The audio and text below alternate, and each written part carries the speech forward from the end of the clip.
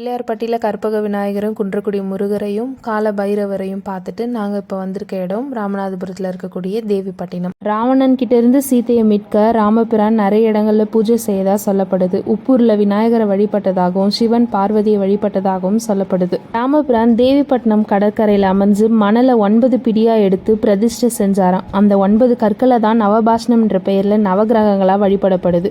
வாரம் இல்லாத கடலோட நடுவில் இந்த கோவில் அமைஞ்சிருக்கு.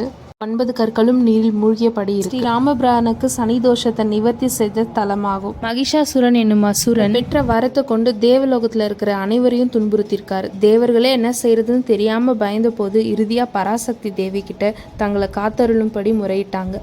உடனே பராசக்தி தேவியும் அரக்கனோட யுத்தம் செய்யறாங்க.